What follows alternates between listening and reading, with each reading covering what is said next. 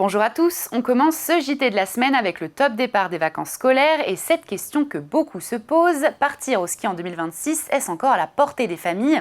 Selon Abritel, un séjour coûte en moyenne 729 € par personne et jusqu'à 853 € chez les 25-34 ans qui dépensent davantage sur place. Conséquence, la montagne devient un luxe, seuls 9% des Français sont partis au ski lors de la saison 2022-2023, mais il existe des solutions pour limiter la facture.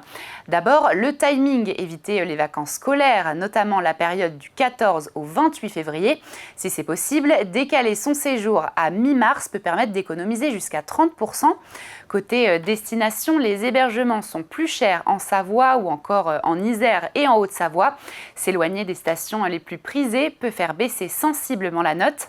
Enfin, ne pas négliger le transport, privilégier le train, mais aussi comparer les tarifs des forfaits. Ça peut réellement faire la différence. Tiens, et en parlant d'économie, certains Français testent déjà l'intelligence artificielle pour alléger les factures des courses au supermarché. Et oui, selon une étude de Convertéo, début 2026, près d'un Français sur deux délègue une partie de son parcours d'achat à l'intelligence artificielle. Mais ces assistants shopping sont-ils vraiment efficaces et surtout fiables ?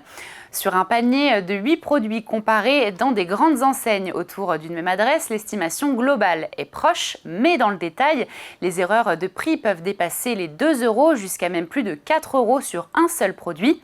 Autre limite de l'intelligence artificielle, elle ne distingue pas toujours source neutre ou encore site publicitaire et peut même recommander un site frauduleux ou proposer des produits dangereux. Selon une étude publiée fin 2025, dans 89% des cas, les agents shopping IA échouent à trouver le meilleur produit.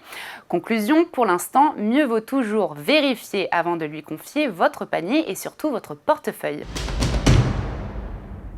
Et pour conclure ce JT à l'occasion de la Saint-Valentin, parlons argent et partage des dépenses dans un couple. Et oui, car les habitudes évoluent. Selon une étude de Citeco, 50% des couples partagent aujourd'hui leurs dépenses à part égale. Au total, 8 couples sur 10 répartissent leurs dépenses soit à 50-50, soit au prorata des revenus.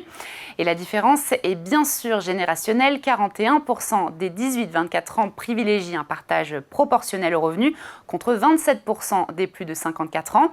À noter quand même que la Saint-Valentin reste une exception. 69% des hommes déclarent régler l'addition, contre seulement 9% des femmes.